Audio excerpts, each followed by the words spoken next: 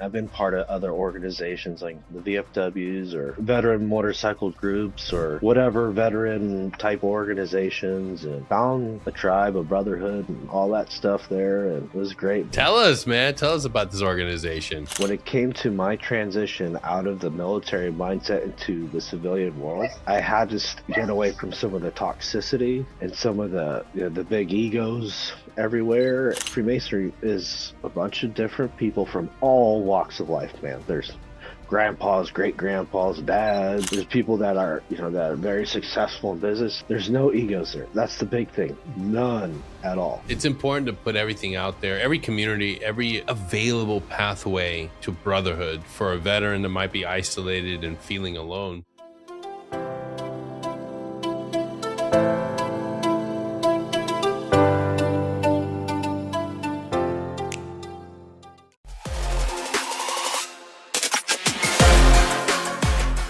Jay Fain, welcome back to Security Halt.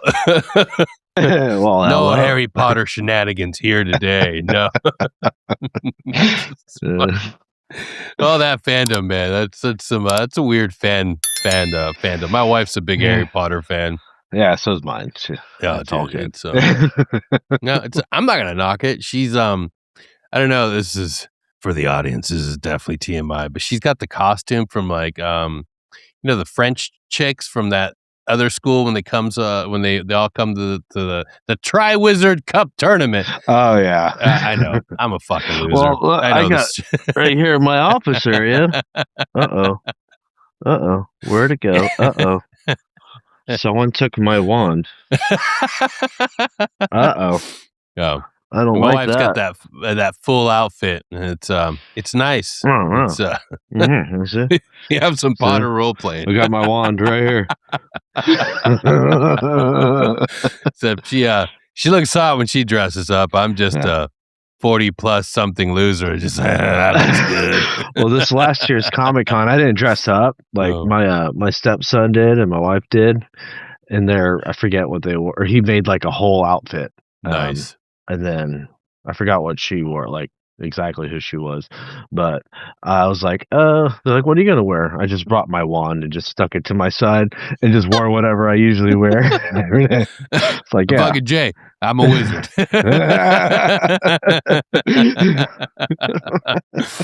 Dude, it's funny because we did it one year, and she dressed up and everybody thought she was like an actual role player. So I spent the entire day just like hanging on to her like bags while she was taking pictures with people. It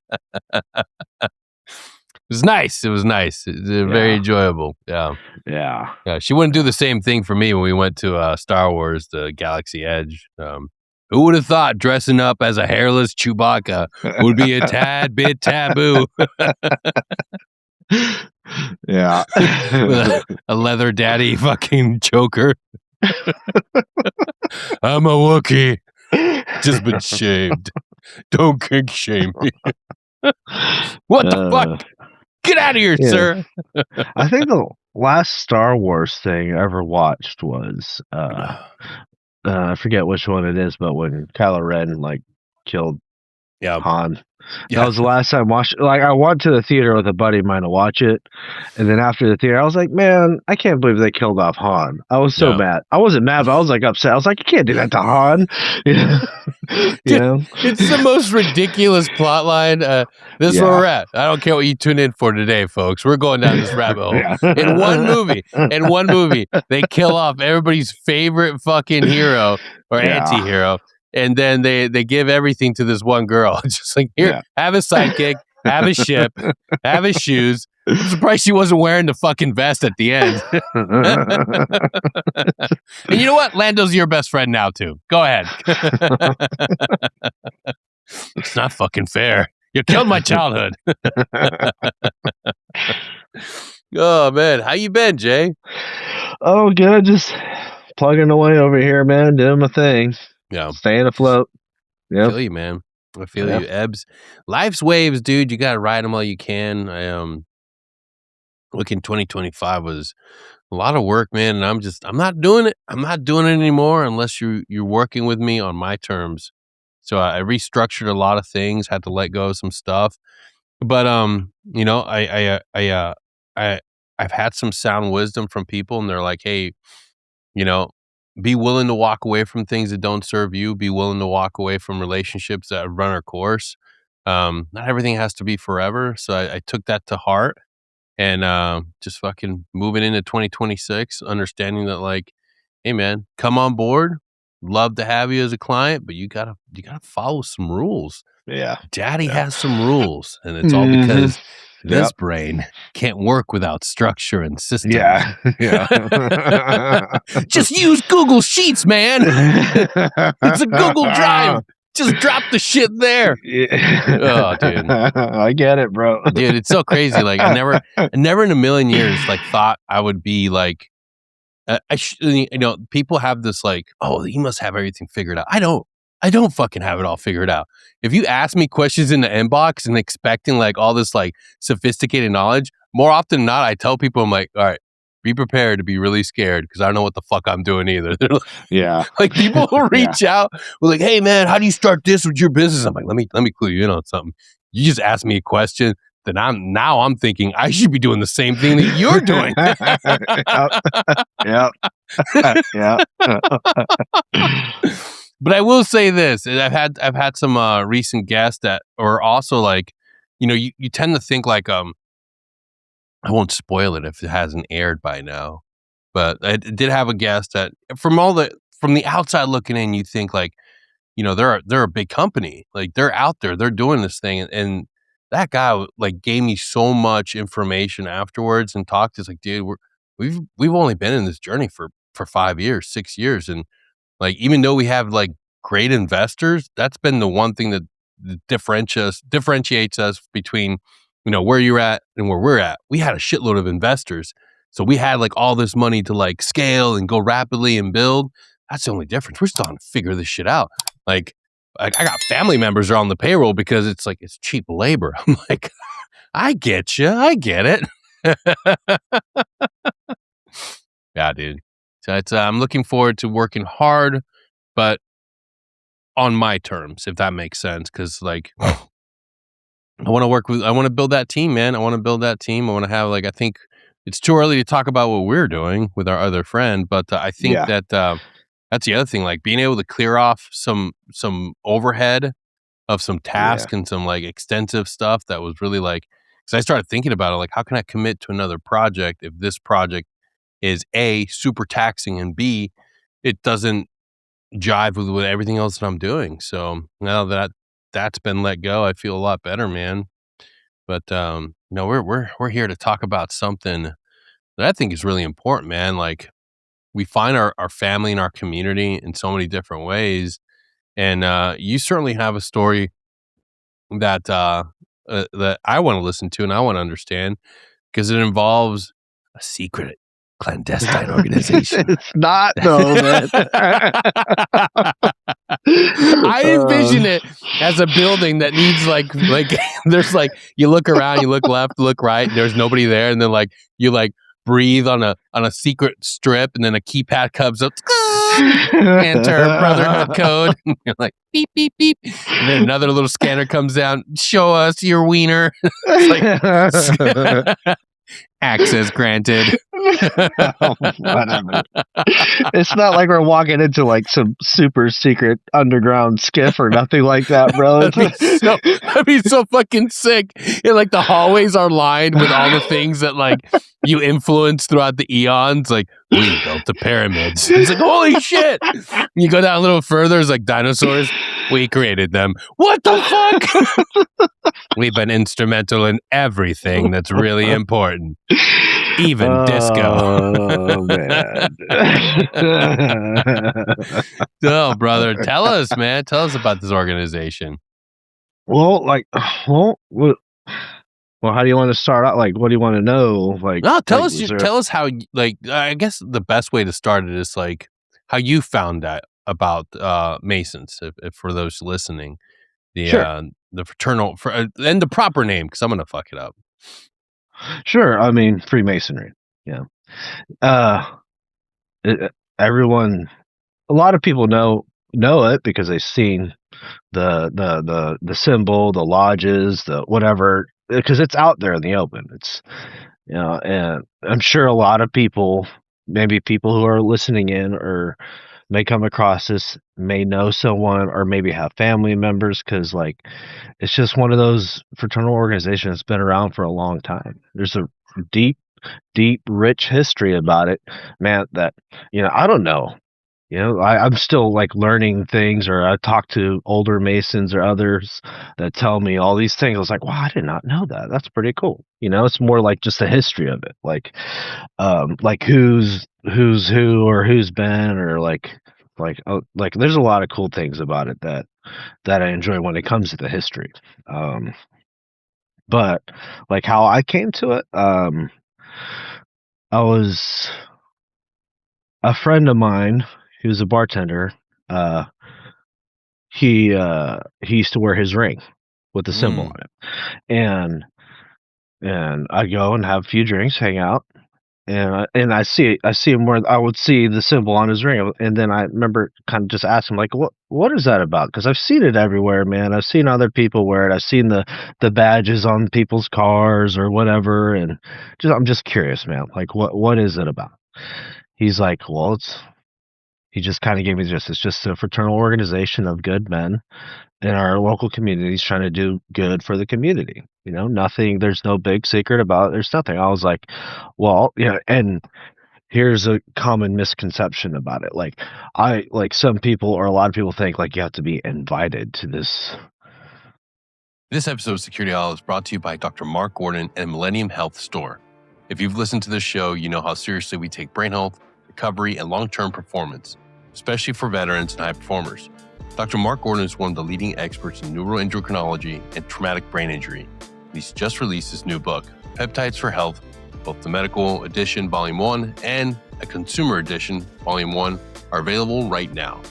The book breaks down how peptide therapy supports brain health, hormonal balance, recovery, and resilience in a way that's practical and evidence-based. You can get 25% off the book by using code PTH25 at checkout, valid through March 15th. And for Dr. Gordon's proprietary health products, Security Halt listeners can receive 10% off if they use the code PHASE2P. Click the link in the episode description to find out more and visit Millennium Health Store today.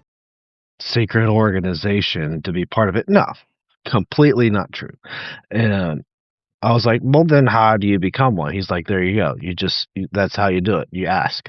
I was like, oh, okay, cool. Well, sure. Let me know, and then, he went and talked to his brothers at his lodge and all this stuff. But, unfortunately it didn't work out with him at that lodge. He just I'm not sure what happened to him. He kind of disappeared, and I didn't see or hear from him again. This was like early 2010s era, late 2000s era. And, so I didn't think nothing of it. Cool. Like I wasn't like, man, oh man, I missed an opportunity. No, like, I was like, whatever, but I was living in Columbia, South Carolina at the time. And I used to travel out of that airport a lot for whatever reasons, work or whatever, just whatever. And there's an old retired Lieutenant Colonel Marine Corps officer guy that was working at the USO before he go through security there. And he was wearing the ring, and I saw the symbol and all that stuff. I was like, hey, his name was John Marcucci. Still friends with him to this day. Still keep in touch every once in a while. And I was like, hey, what's that about? I asked someone about it a little while ago, and I'm interested. And he told me that all I had to do was ask. And he's like, yeah, that's true. He's like, and then we talked a while about it. He's been around it for a long time, decades, and he's been in different pellet bodies and done a lot of things within that organization. And so he got me going at my home lodge when I was in South Carolina, and that's how I got started with Freemasonry initially. Yeah, and just asking about it from someone that I saw wearing a ring. Yeah. That's such a unique and easy way, but the myth that grows from it, you wouldn't even. It's it's crazy that's the way to get in. You just ask somebody, ask a member. Yeah. Because it's one of those, like, you know, because like you have to approach something like that, like with most things in life, with you approach it with like, if you really want to know something, you seek out the truth, you look for the answers, or you want to know about it. So you like me, before I was a Mason, I wanted to know. And I've heard so many great things about it, and I wanted to be part of that. So in my heart, I went and sought that out on my own, and that's how it's supposed to be, Just take us through that. How did it go? And what you can share, because Sure, there's yeah. got to be some stuff that's kept under wraps and that's for any organization, right? So any Yeah. I yeah, mean, the only, like, secrets, like, we can't talk about is, like, our ceremonial work yeah, and the when we JFK bring. assassination, of course, Yeah, of course. yeah, whatever. But, like, I could speak about anything else about it, Yeah, but, like, obviously I can't tell, like, our secret ceremonial stuff. That's the yeah, only, like, secret per se, but, um, so how the process started, like, uh I signed a petition, and it went to their to the lodge, and they voted on it, and they investigated me, and they'll do a whole background check and all that stuff. And if all that comes, like, good, like, I'm not a bad guy, I've and like, and you have to believe in something bigger than yourself. It doesn't necessarily have to be God. It just a creator something, it's not just one religion. That's another big common misconception about it, that it's a substitute for religion, which is completely not. It's not that at all. And so believe in something bigger than yourself, and you're not a bad guy, convicted felon of, like, some bad charges, and you have to live within that community for a certain amount of time, no, and once that all said and done, they voted on me, and then they get a hold of me and they let me know, okay, dude, this is when we're going to do your initiation. Then there's 3 degrees: your initiation, uh your passing, and your raising. Initiation into an apprentice, passing to a fellow craft, and raising to a master mason. And that process could be within a few months, or it could take as long as it needs for that person that's going through it. Because if that person has, because most people that go through it have other things going on in their lives, work, family, and all that stuff. And all that stuff is a priority before masonry stuff, and it's on their own time. And but I had a lot of time at that time, because I wasn't married, no kids, nothing. So I really was, like, motivated about doing it. I got through it quick. Yeah. just Yeah. dove in head first. Yep. I did, man. I really did. And I gotta imagine too, man. Like you joined after service, correct? Yes. Yeah. Yeah. So it's for a lot of veterans. You're looking for a connection. You're looking for a place to call your own. I don't think there's. Yes, there might be more responsibilities, maybe, but it's no different in VFW. Really, if you think about it, you're getting together with people who are building a community. So I understand. Like, plus, when you have an organization that's as old as Freemasonry, there's a lot of mystique to it. I have to, like, imagine that once you sat down, like, were you blown away about the history when you blown it, like how long it stood and how long it's been an institution? Sure, Like, yeah, man. Oh, man, completely. Like, obviously, like, I always heard, like, our founding fathers and yeah, these yeah. people and all that stuff. A lot of them were Masons, and some very famous people within our history, even before America's history. Like, a lot of people were Freemasons. Like, it was. I think it's cool. Like, who has been one, and what they've done within themselves with whatever they had going on. Yeah. Yeah, and there's a lot. I would imagine there's a lot of discrepancies, a lot of issues with like TV shows, movies. I mean, like, if you're a fan of Nicolas Cage, you've seen a few movies. Yeah. But like, give us some truth behind some of these myths, because like, was Freemasonry didn't originate in the States? Did it? Didn't it was existed before the No. United States? So Yeah. I mean, from what I know, truly, there's not really like it's obviously predates United States of America, predates before we became our own country, and there's a I mean, I don't know like the exact start date per se of Freemasonry and how and where. Honestly, I really don't know. Uh, but like a lot of our the word that we use is like the esoteric work that we do is surrounded by like the King Solomon's temple, those days and all that.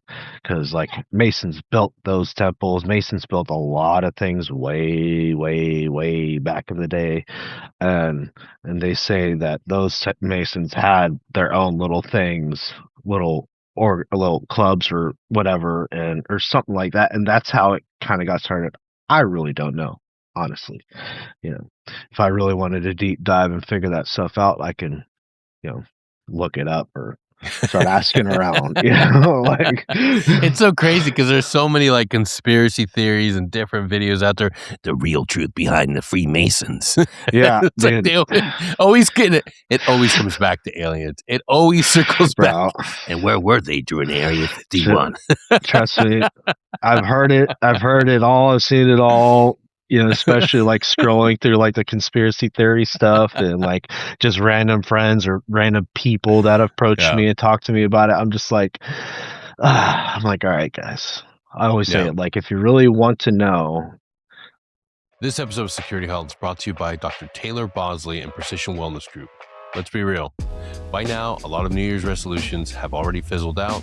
Life gets busy, motivation drops, and health ends up on the back burner. But here's the truth. There's no better time to start than right now. Precision Wellness Group specializes in hormone optimization and hormone health, delivering personalized care and treatment right to your door. If you've been dealing with low energy, brain fog, poor sleep, or stalled performance, hormone imbalance may be the missing piece. Dr. Taylor Bosley and his team take a data-driven, individualized approach to help you get back to operating at your best. Security Halt listeners receive 25% off their initial consultation when they use Security Halt 25 at checkout. Click the link in the episode description to find out more and get started today. You came to the right person to ask. I will tell you everything. I'm not going to lie to you. We don't know where the aliens are buried. Yeah, we don't know the aliens are buried. We don't know where the Ark of the Covenant's at. We don't know none of that crap. We don't have a secret passage into the White House. No, we don't know. And if there is, I have no idea. Yeah, but I do have I have a really good friend. Shout out to Jerry Harrison, the best tattoo best artist that I know. I am proud owner of some of his work. Phenomenal dude, and he's a Freemason, and that's the first time that I actually had a close proximity with somebody. And it's easy to have these like preconceived notions of what it means to be an individual that belongs to these organizations, until you meet somebody of high quality, of high caliber. Like, I would literally entrust that man with my money, anything that I have of value or worth in this world, because he's of high trust. Like, I would literally sign over everything if I had to that individual to watch over, because Jerry's one of the best people you ever meet in this world, hands down. These movies and TV shows, and like I said, the myth that's grown out of it makes it feel like it's an organization of seedy people. But when you put people like yourself in front of a camera, like Jay is one of the most authentic persons I've ever met. Very, very approachable human being. Like, you put an honest and normalize the and get rid of the stigma, and you realize that it's a community. It's a group of men trying to, make their own little area of the world a little bit better. And I have to ask, like, what kind of projects or things have you been a part of to help your local community since becoming a Freemason? Yeah, sure. My lodge in South Carolina, we used to do we would sponsor like the local little league teams and stuff, or we would do fundraisers and raise money for like the children's homes, scholarships, like all the things like that, And same here, we raise money to help out with scholarships and things like that, for the kids, like they could sign up for, and like yeah, Yeah. you know, Typical this good guy community events. yeah, you know, yeah, exactly. Yeah. Just a bunch of guys, a bunch of dudes, bunch of dads and grandpas getting together, like how can we make things a little better around here, guys? Yeah. That's literally what we do. Like, Yeah. yeah, yeah. Now, have you gotten to the point in the phase where now you're mentoring the next generation of guys coming up, or are you still Yeah, sort of there, just like with any other, I'm sure other lodges across the country, there's so many. Some are very active and some are not, which is so unfortunate when I hear about like a fellow brothers lodge, just like, man, we're just struggling for membership. We're struggling to get people here. We're struggling for people to, seek us out. Like, and, so a lot of the older guys stick around and try to hold on and try to help out. Um, like our lodge, the one I'm at, we're doing pretty good. We've gotten some younger guys, like younger, like as in like my age, um, 40, 41, 30s, come in and starting to step up, which is so good to see at our lodge. Uh, and it's not like a age thing, because I've been a master mason since 2011 or oh something like shit. that, and I've mentored so many masons through their degrees. And a lot of these guys were way older than me. Yeah. It's just like, and then when they go off on their own, then then that's it. Because anybody at any man at any age, um, can join. Like some 70-year-old guy was like, "Hey man, I want to do it." Sure, man. Come on, let's go. Like we'll take care of Come you, on, man. Blue, we got you. Yeah, like sure, but but it's just like it's good. Like what I've seen from uh, it's just lodges are doing good. It's just like with any other type of organizations like VFWs or whatever. Like it's like some may struggle with membership, some may not. Yeah.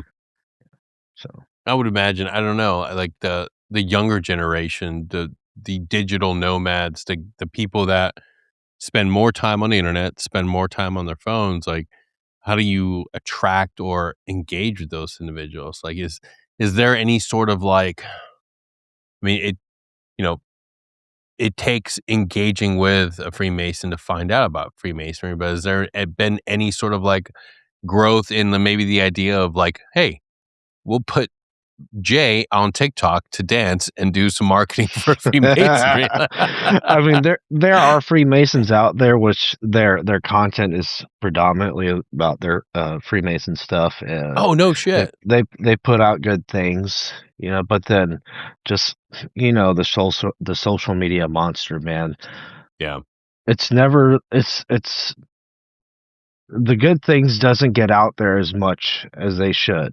It's always the bad stuff, like or the negative stuff, or the misleading things that are out there, especially when it comes to like the Masonic things that are out there. The conspiracy theorists, the hey, we're the New World Order going to take everything over, or we're the Illuminati, or we're like all that stupid stuff, man. All that stuff, and I will tell you, is not true, man. Yeah. Like, and And the other thing too, man, like we were talking when we were planning this, we are engaging.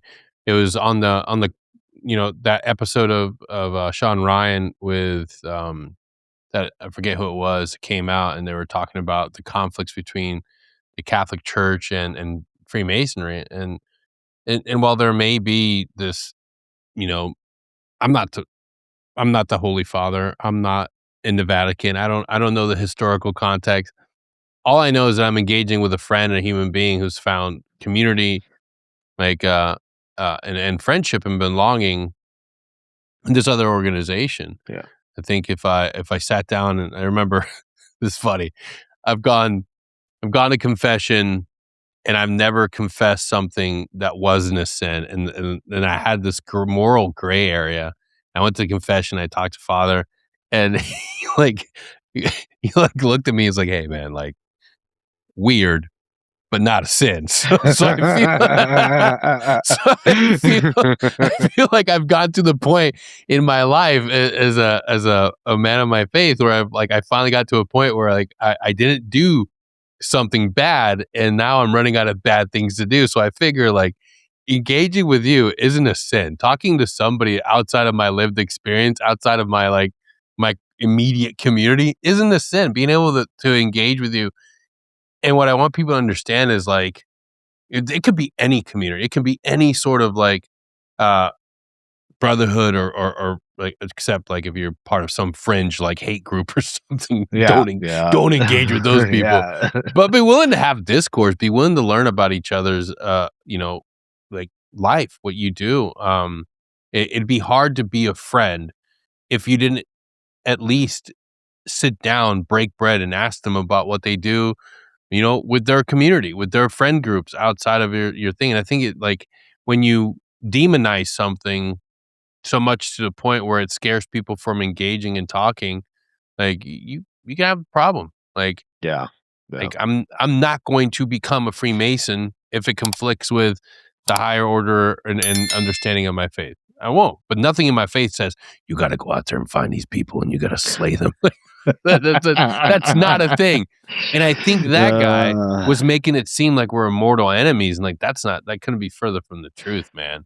Yeah, here's what I know about it from older Masons that have talked about it. They're like, yeah, there's some history where the Catholic Church like denounced anybody to become a Freemason or something like that, and from what others have told me, it's just like what I've heard about what the Catholic Church or Catholicism didn't like or didn't really agree with when it comes to Freemasons, because what Freemasons are, man, we're free thinkers. And I know there's some gray area when it comes to those things, when it comes to like the very old school traditional religious views or values or whatever, and there's some tensions there. I guess that's just what I was been told. I never really deep dived and looked into it because I'm just like, that's in the past, man. Like I'm not living there. Like if that's what it was back then, we've moved on way past that. Yeah. You know. Yeah.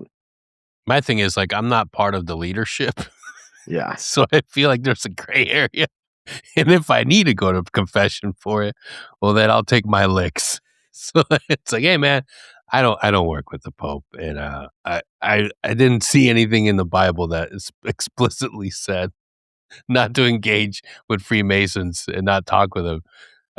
Because it's like to me it's one of those things where it's like know the history, understand like the situation. I'm digging into it myself to figure out like where what it was specifically and understand like for my own growth, my own understanding.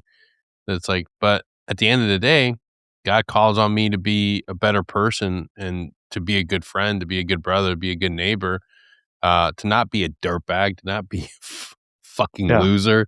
So Yeah. I'm doing my best on that. Yeah. Yeah. Yeah. Yeah. But yeah, Yeah. it's important to put everything out there. Every community, every available pathway to brotherhood for a veteran that might be isolated and feeling alone. So why not highlight it and why not show it? Because you never know what's gonna be attractive to somebody. I know there's a lot of guys that don't want to be part of a softball tournament. They don't want to go join a friggin' veterans peer-to-peer support group. But maybe they're willing to talk to a Mason. Maybe they're willing to do something to earn that, that spot within that organization. So we have to be able to talk about it, dude. It's out there. It's not going anywhere. Yeah. Yeah. Well, here's my thing. I know I've mentioned this to you before about it. Like, I've been part of other organizations like the VFWs or veteran motorcycle groups or whatever veteran type organizations, and found a tribe, a brotherhood, and all that stuff there, and it was great. But I have strayed away from some of them because um, I'm not knocking them at all. It's great. But when it came to my transition out of the military mindset into the civilian world, like, I had to get away from some of the toxicity and some of the big egos everywhere, and like I can't. Like, it just wasn't healthy for me mentally, Yeah. and I feel that, man. and I found nothing like that when it comes to Freemasonry. Freemasonry is a bunch of different people from all walks of life, man. All different types of jobs, all different places in life they are at. Like, like I said, there's grandpas, great grandpas, dads, there's people that are, that are very successful in business, and there's that guy that's just the farmer down the road, man, that just wants to hang out or have some kind of friendship, and all these people. Like, I have learned so much from my Masonic brothers that about just like living in the real regular civilian world, than I ever have like being at any other place. Because it's all about, there's no egos there. That's the big thing. None at all. And Yeah, it's that must be nice. yeah, dude, not, and if that stuff does come around, I'm not saying it doesn't happen when those things get taken care of, but not in a toxic way. Like, we help each other. Like, we give them, like, if someone is acting a certain way, like, or whatever, we help them. We don't just shun them or oust them or whatever, unless they did something terrible, and then other things can happen. I've seen people get in trouble and even lose their Masonic jewels and their status in Masonry of whatever, because they did something terrible. Because we do have like obligations that we abide by, and if we like go against any of that stuff, it could be like, all right, dude, you're out of here, like.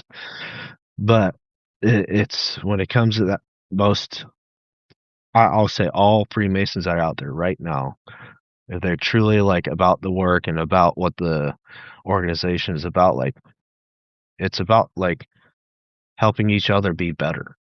It's not about status quo. It's not about popularity. It's not about none of that stuff, man. It's like you could be a young dude trying to, like, just got into Masonry, just trying to figure out life, like, and you come into the lodge and you become a Mason. We're gonna be there to help you any way we can.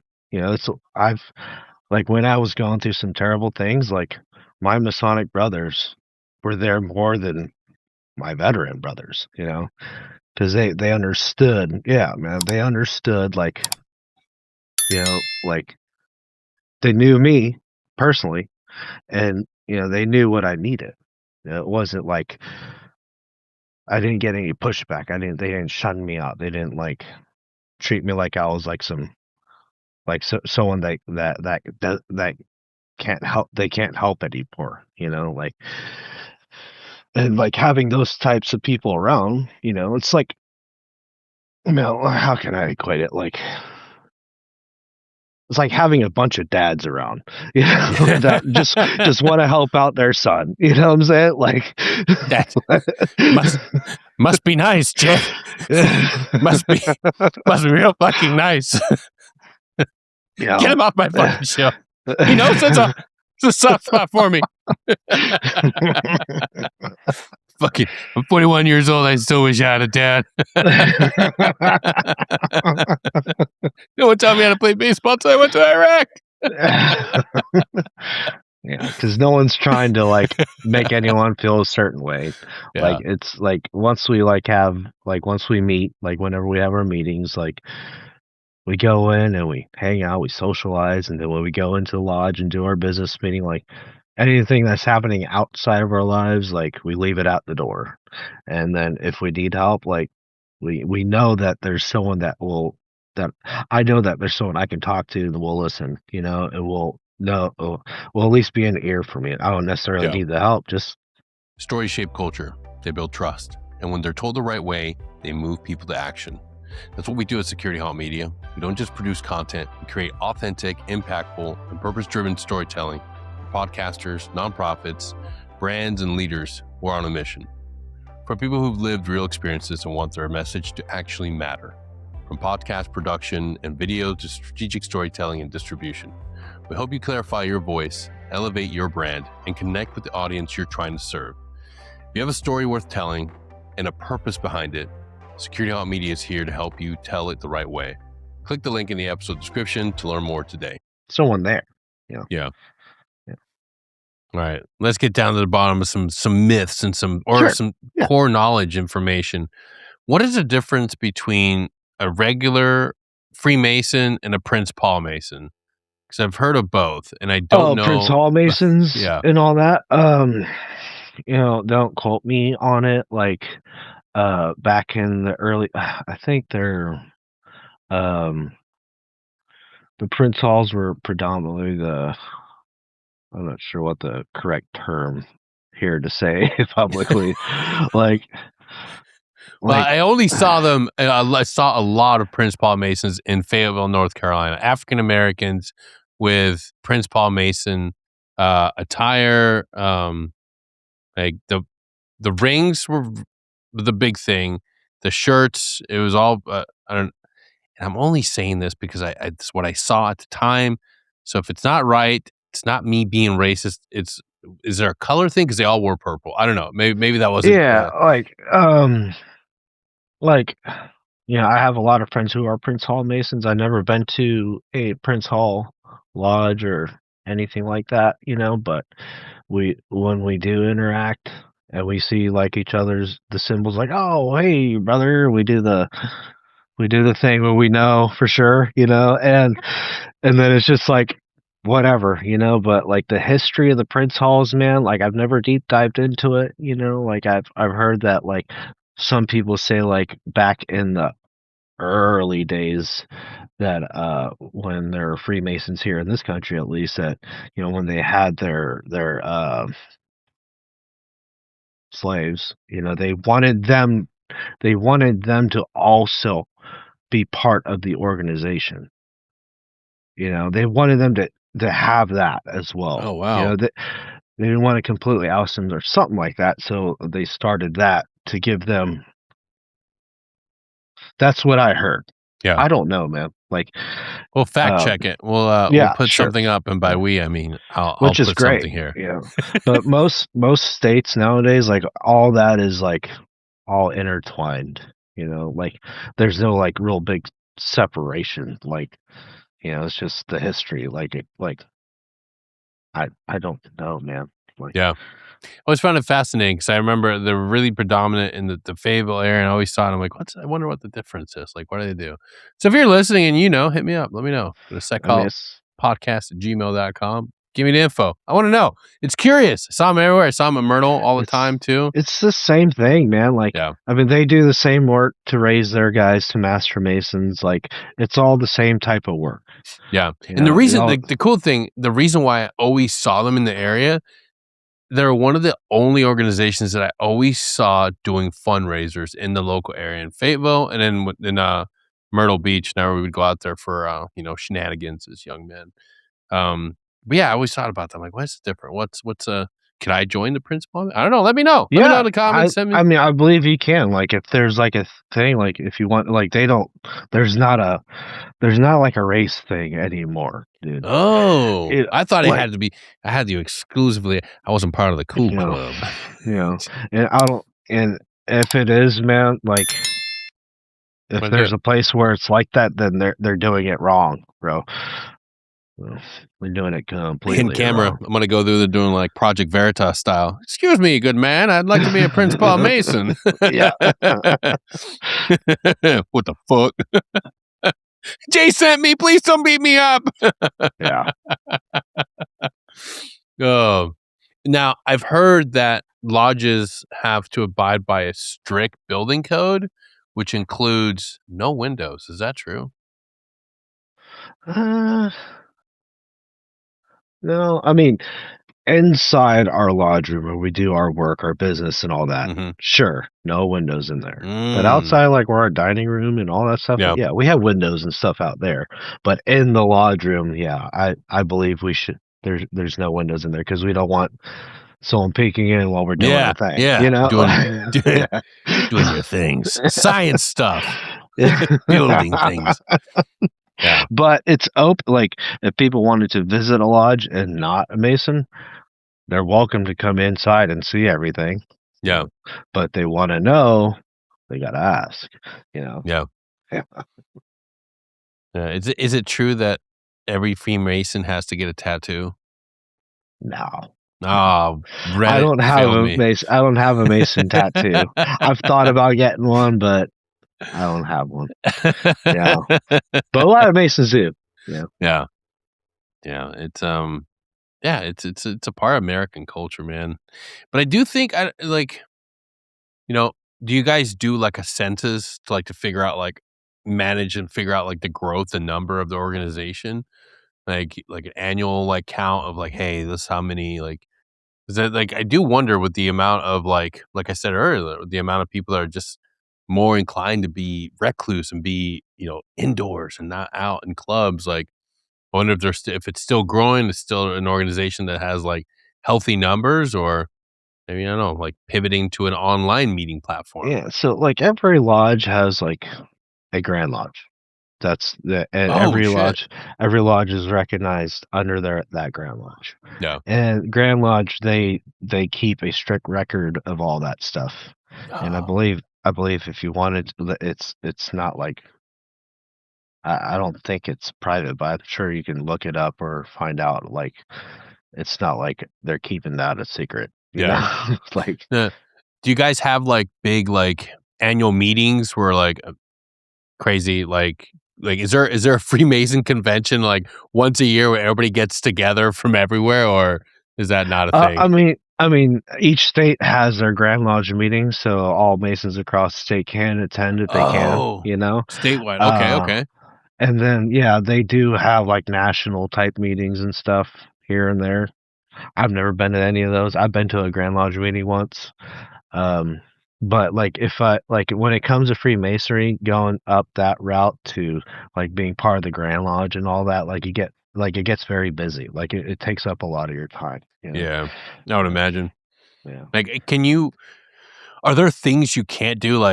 Do we still, can you be a government official? Can you be can you be a senator or a governor and be a Freemason? Yeah, sure. Yeah, there still are. They're out there, man. Oh shit. But that doesn't affect it's not supposed to affect your work or anything. Oh yeah, it's not a secret Rand Paul's taking some side money as a Mason. there's a lot of famous people. There's a lot of politicians that are. They may not, be say vocal they are about it. or be vocal or whatever. But they're it's not I can't say some high level government official is a Mason. I can't use my our brotherhood, our connection to curry favor or get something out of that. That is a big, huge no against our values, man. And people that think that's a thing, or try to do it or think that's a thing, is it's wrong. Yeah, because that's not what it's about. It's okay, I recognize that you are one, man. In my heart, I hope everything you do is you get everything you need and you take care of the people you need. And if there's anything I can help, please reach out, but like I'm not going to be like, hey, you're so and so. Hey, I got this thing. All I need, if you could just like, no, that's a big no, bro. No. Who's like the biggest celebrity that you know is a Mason? I mean, there's plenty out there, man. Let's see, biggest celebrity that I know is a Mason currently. Julia Roberts. I knew it. Let's see. Pretty fucking woman. I believe who is Shaquille O'Neal. He's one. No fucking way. Yeah. I forget which guitarist on Blink 182 is it Mason. Yeah, dude. For sure, it's Tom DeLonge. It's for sure Tom DeLonge. There's I mean. In fact, allow me to look this up. It's got to be Tom. Look it up, man. He's the one that did the UFO. I don't know if you're tracking this. But yeah, that guy. Yeah, he's the one. Yeah, he's looking for the truth about that stuff, and he's a Freemason. Yeah, he's the reason. He's the reason why we got the UFO disclosure as a movement that went on. Like he's the one that pushed for it. Him and his organization. Yeah. Another fun fact. This one's crazy. This is gonna blow your mind. So, a long time ago, when he first started, I don't know how he got brought into high-level meetings with the government for this UFO stuff, but Tom DeLonge was the one that gave the idea to fly different routes to sniff for broadcasting network for the prior to the Osama bin Laden raid. I'm pretty sure that's exactly what it was. Not my knowledge. I heard it from somewhere. One of those other podcasts. But the dude's like in official meetings with government officials, and I'm like, you wrote the soundtrack to my early youth. Like, how are you? Yeah. How are you now the alien guy? Oh man, I just looked up like Freemasons alive today, famous ones. Co-founder of Apple, Steve Wozniak. Oh, Wozniak's one. Holy shit. Brad Paisley. Who's that's a country singer. Yeah. Rick Wakeman, Richard Dreyfuss, Bronson something, Michael Richards. But yeah, man, there's so much out there. The mystery, the mystique, it's gone. Like there's lots of good sci-fi. There's a lot of good like writers that can tantalize and create stuff.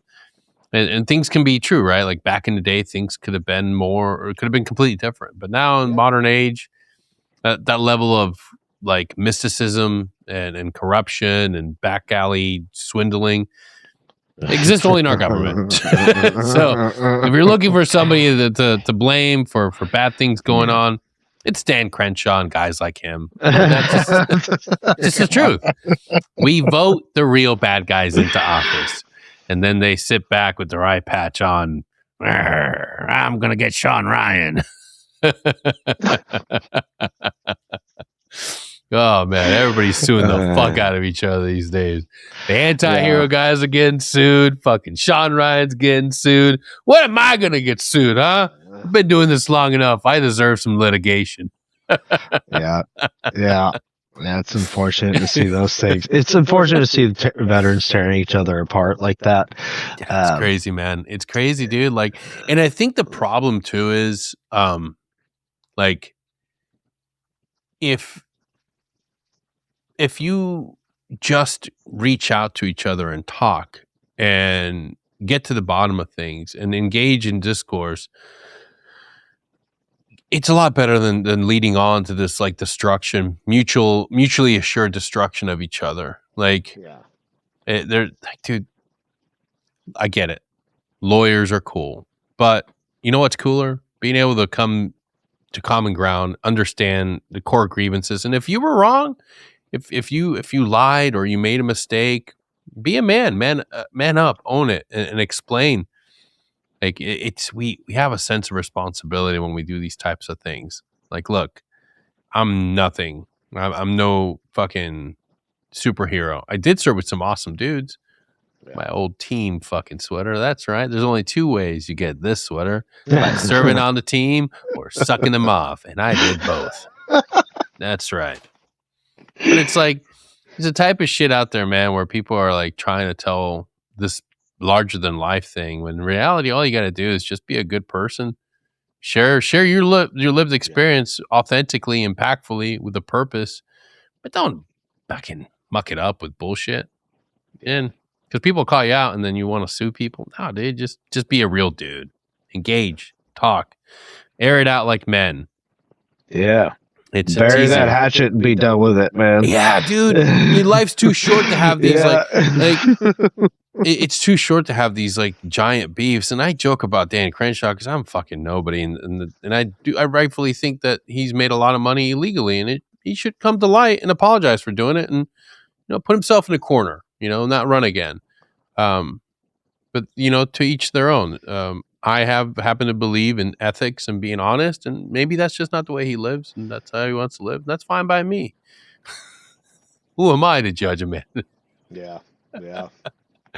I just think we got to do better, man. We got to be able to sit down and listen to, like we did today. Listen to each other's perspective and understand. Be willing to learn, dude.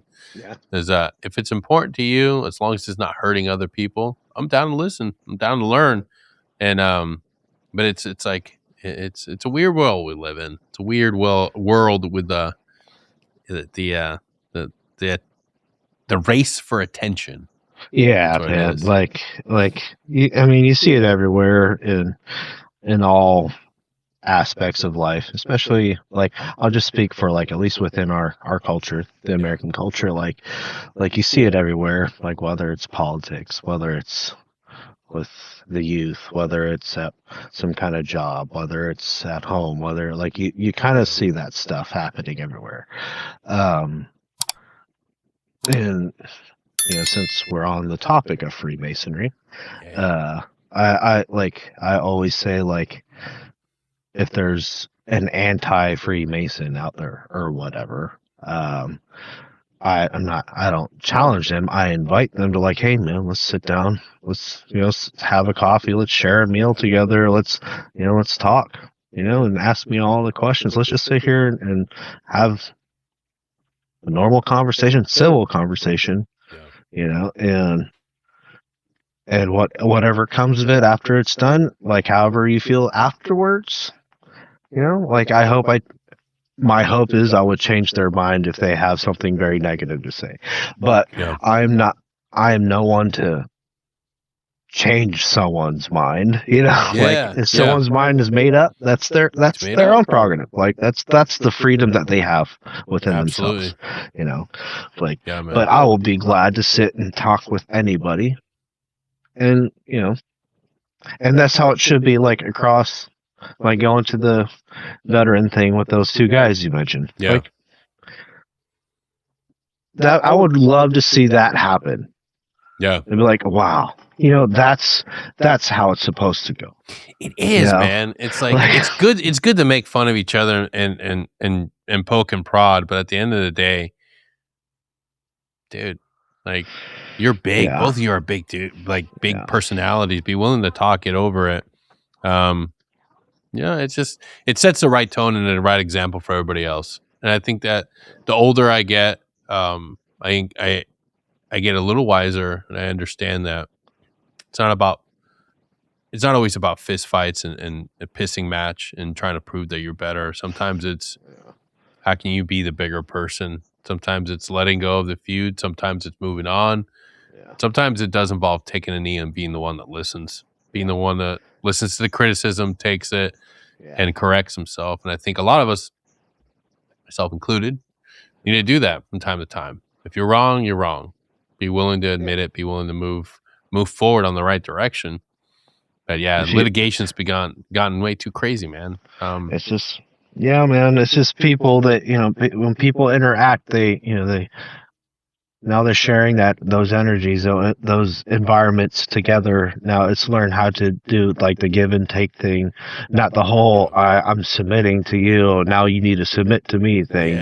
Not that whole mindset. It's just okay, cool. I'm willing to listen. I'm willing to be told what to do. I'm willing to be trained. Now, all right. And it's a give and take. Okay, now they're doing the same thing. It's the whole art of having a normal civil conversation with somebody and not get too much into their feelings. It's just because emotions. If there's the whole control thing, like if there's something we can't control within ourselves, is our emotions, man. Like especially when it's just like talking with somebody. Like I don't like you don't have to always be on the defensive. You don't always have to want to push back or fight back. You don't always have to be the last person to say something, like just like, okay, cool, man. It was great talking with you. I thank you for your time. You know what I mean? Like, there's a power in letting go, and I will give you before I let you go, I will give you one tip for all the people out there listening. It's a little faith-based. I get it. I know. Just roll with me. If you can't pray for somebody, just think something positive about them. I start each day. I do my rosary. But lately, for the last few months, I include the normal people that I care about, the normal friends that I know struggle, and even those that aren't here anymore. Because come to find out, prayer for those that have passed is equally as important. But I pray for all the people that I think have done me wrong, or the people that I've said bad things about, or individuals that in my mind I have some sort of grudge or something against. And dude, you'd be surprised how quickly that softens your heart. And like nothing's crazier than praying for your enemy or somebody that's done something wrong for you. Yeah. But you do it for a while, and then you realize, like, oh man, like, who cares? It didn't affect my wife, didn't affect my kids. Like, I still have a home. I'm able to provide for my family. And it feels, before you know it, you let go of that hate, that animosity towards somebody, and it just becomes like you're praying for one of your friends. It really felt like that this morning when I woke up and I started praying for Sean Ryan and for I don't pray for Sean Ryan, but you get the point. Somebody that's been difficult in your life, you pray for them. And at first you got to do gritting your teeth, but slowly and surely it becomes part of your life, and then you realize, like, oh, okay, I'm not really mad at that person anymore because it's silly. It's silly. Yeah, they're living their life. There's a whole forgiving them and moving on, not expecting apology, not if they did you wrong. Like, I've had to do that plenty, and I used to be a little bit more angry about things early on with some people, but I forgave them and moved on, not expecting an apology, and I am happy and content with that. I don't wish ill will. I don't wish none of that stuff. I'm just like, okay, that was a chapter or a time in my life that needed to happen for me to be where I'm at today. Absolutely, man. Couldn't think of a better place to end it, man. But before I let all you go, and before I let you go, Jay, do me a favor, pause the episode, go to the episode description, peruse those links, click them, but more importantly, head on over to Spotify, Apple Podcasts, and leave me a review. I know it's going to take 5 minutes, and it's a pain in the ass, but it helps me. It helps me continue growing, helps me continue expanding my reach into building my podcast empire. That's right. It's not just Security Halt anymore. It's the Dan Rayburn podcast, the Asset Mindset podcast, Broken Brains, and of course, Security Halt, the best one of the bunch. And I want you to support us all. And you can start by leaving me a positive review and some words of encouragement like, hey, keep going, guy, or way to go, Denny. Anything like that. I read them all. I appreciate them. And I want you to be part of our community. We're building something great here at Security Halt Media, and you can be part of it too. Have you ever thought about starting your own podcast? Well, now you can, and I'll be your guide. I'll help you get there. Launch the first 20 episodes, launch the first 10, or maybe come on full-time as your full-time producer. Maybe, if we align and we jive. But first, we start producing the first 10. We'll see where it goes after that. If you want to learn more, go to securityhalt.com and check it out. If you like what you see, hit me up. Send me a text. Doing it again, 850-376-8101. The lines are open. I'm available. And by the time this publishes, I'll have a voicemail again. I'm Deny Caballero. That's been Jay Fain, and we'll see y'all next time. Till then, take care.